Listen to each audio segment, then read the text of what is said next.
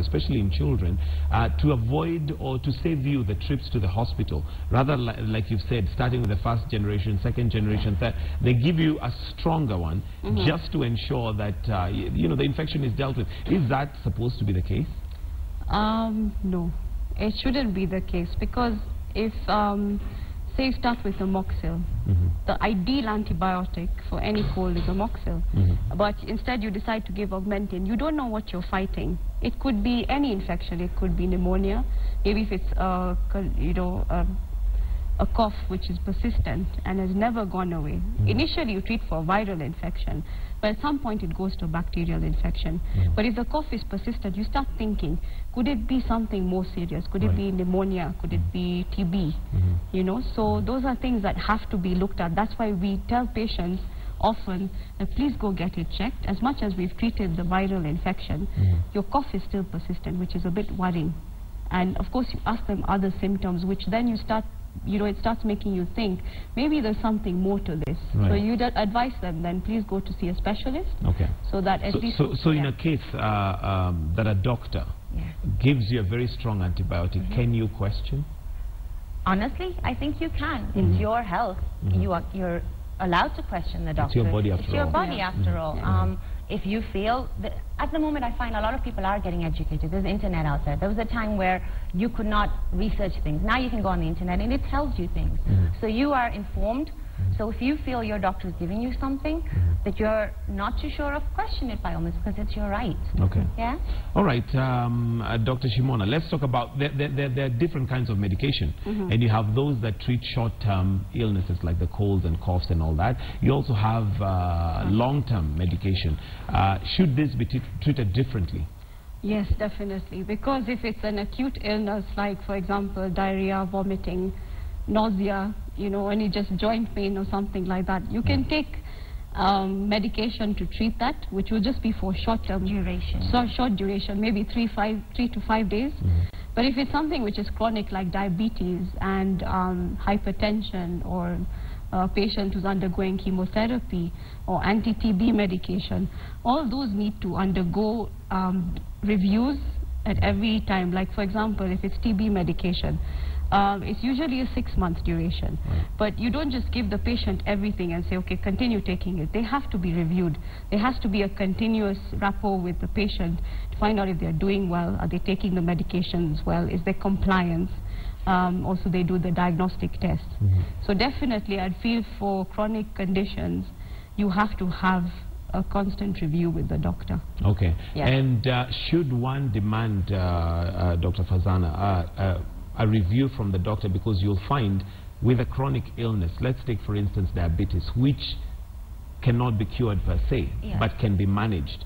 There are certain medicines that may be prescribed and they work for you.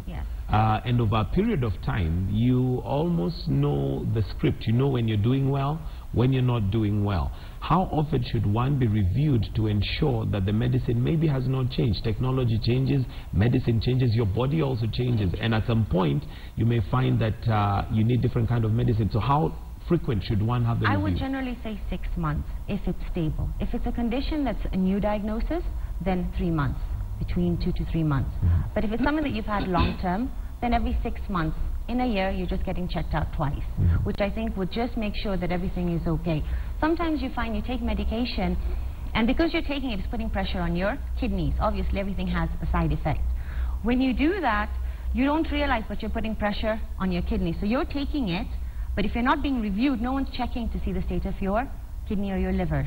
So that's why it's important not only for that disease state, but to prevent other complications arising, which is why we say keep reviewing every 6 months to a year with your doctor if it's a stable condition. That way the doctor knows if anything is changing. Should the pharmacist demand that there's a review? Are they going against the code of conduct, for example? Controversy. That is a very difficult question. Controversy. No, but you know, it's somebody's health, and really, since a patient has come to you and asked for medicine, should you administer it simply because you want to make a sale? Advisably, it would be better if the patient goes, especially when you know it's a chronic condition, because nowadays you find a lot of patients are taking a lot of medications. Someone could be on hypertensive and anti-diabetic medication. So it's a whole combination of medications. And supposing, like, most of the prescriptions that we receive come for about 3 months to 6 months. And you have to ask the patient, when is your next review? When are you seeing the doctor? So sometimes they say, okay, I'm seeing the doctor in 2 weeks. So you know that probably the doctor just wants to reevaluate to see if those medications are working, especially if it's a new medication. And, you know, especially like with diabetes, it keeps fluctuating. You don't know what's going to happen tomorrow. So the doctor actually checks. So if the patient is an insulin-dependent patient, they're using insulin, the injection, they actually monitor. The patient does their tests at home, but that is recorded and the doctor checks at the review. So advisable for certain patients, they do need a review when it's especially for new medications. Okay, but coming back to the question, is there a code of conduct that pharmacists are supposed to follow? The pharmacists, if they're trained professionals, should know. There are certain things that they should be alerted to. If a patient comes and says, you know, my symptoms have changed, I'm getting weaknesses here, I'm diarrheaing a little bit more, I'm having a urine retention, these are signs that a pharmacist should know something is wrong. You ask the history. A lot of pharmacists are supposed to ask a patient, how long have you had the symptoms? Are you taking other medication with it? You know, have you had any other symptoms added to it?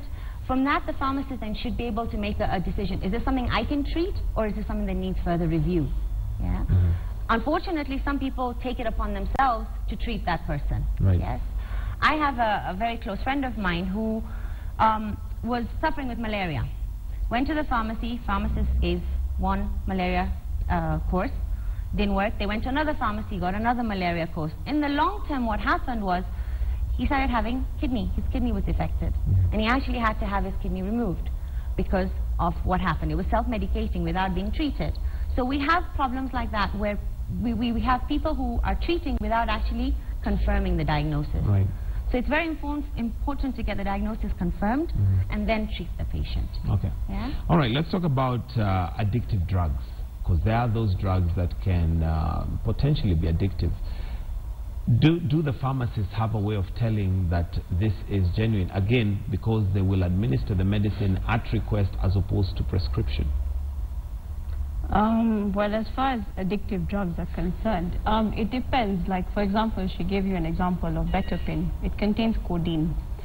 So definitely codeine cannot be given a very long period of time unless it's a chronic pain or a chronic illness that the patient is suffering from. Codeine is an addictive medication. Maximum they give you is for about 5 days just to relieve the pain.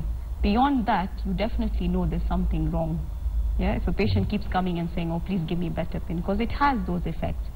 Of course, the medication does cause drowsiness and everything, gives you like sleep, okay? But at the same time, codeine has its own side effects. It can affect your liver and several other things, and which you don't want. So definitely if a patient comes after 5 days and says, oh, I'm not feeling relieved by this pain, I need more medication, this is something that should be prescribed by a doctor, ideally, because of its addictive effect. Or, for example, there's a medication called amitriptyline. It's used for chronic pain, can be used for, like, it's mainly for the nerves. Now, some patients do abuse that medication, okay? I've seen, like, sometimes in a chemist, they will just come up to you and say, they show you the box, this is amitriptyline, I've been using it, please give me 100 tablets. You cannot sell that over the counter. It's not allowed. Or rather, you should not sell that. You should not, because it's a control medication. Question, okay, why are you using this? What is it for?